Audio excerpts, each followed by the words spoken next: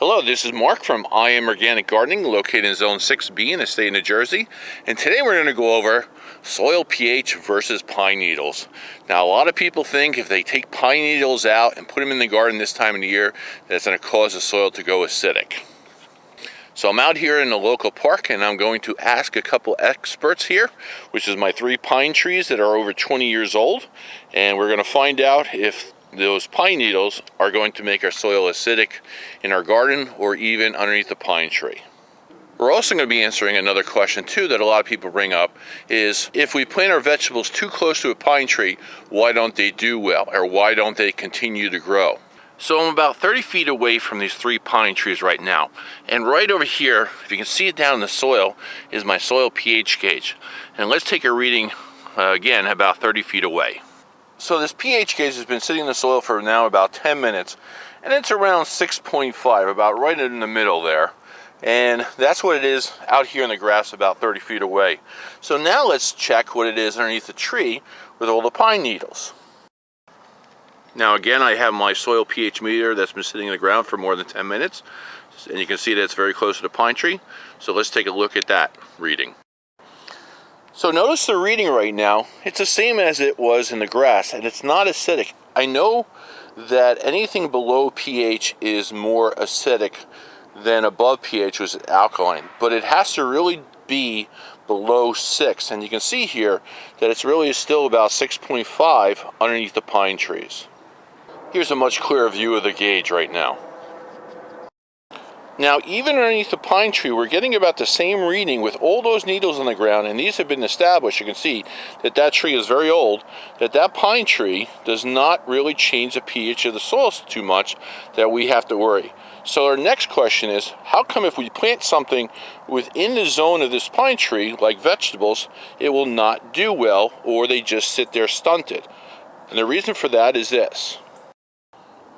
So let's answer the first question. Why does the soil underneath the pine tree does not grow things well compared to, let's say, about 30 feet away where the grass is growing?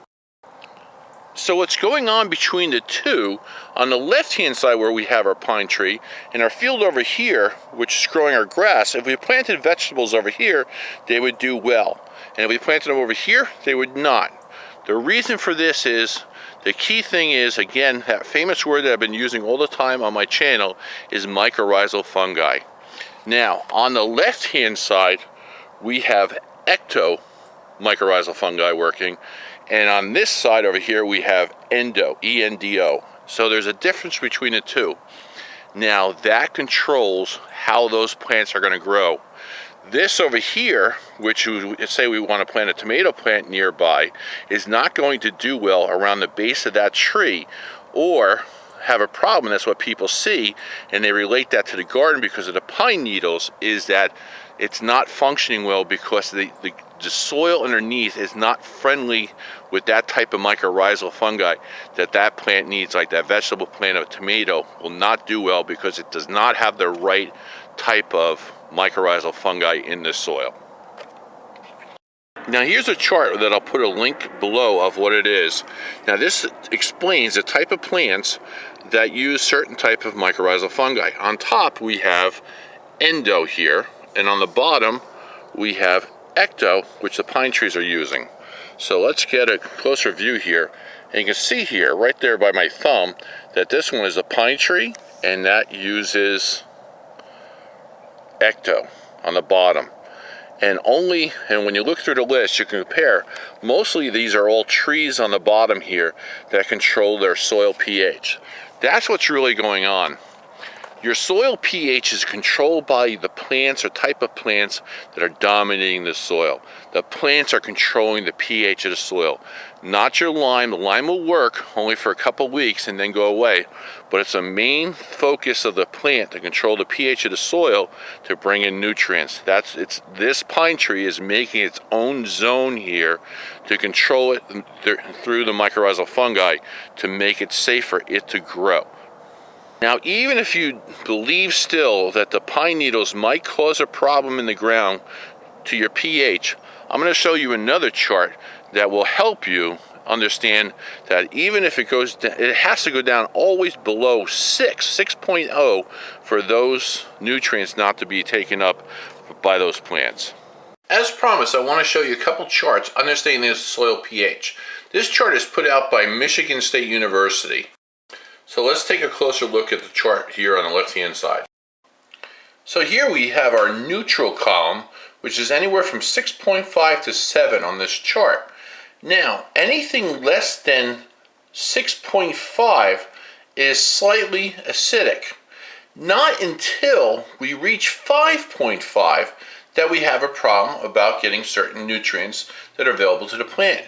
Now you can see here, and I'll put a link to this chart, or I'll even put a copy of it on Google, is that you can see here that all this level from 5.5 all the way up to even 7, we're still getting the same amount of nutrients being delivered to the plant in that range. So you have to go for anywhere from all the way down from basically 7.0 in reverse down to 5.5 for those plants not to be able to get the right amount of nutrients. Even this gauge is a little misleading because it has 7 right there, and that's in the green zone, and anything below 7 is red. But you can see here by the scientific chart by Michigan State University that it will only affect those plants taking up nutrients if it goes down below 5.5.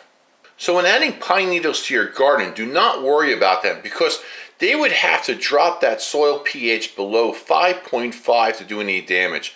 And you can see even here that all of these minerals are still going to be absorbed even down to 5.0.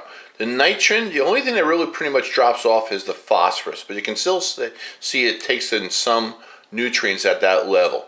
And really, so you have to have terrible soil at 5.0 for it to be a problem. I want to thank you very much for watching today's video. I hope I explained this properly to you. If you have any questions, leave them in the comments below. I'll be more than happy to explain more information. So, again, if you haven't done so, please subscribe. And if you can, give it a thumbs up. And I'll see you shortly with another video. Thanks. Enjoy your day.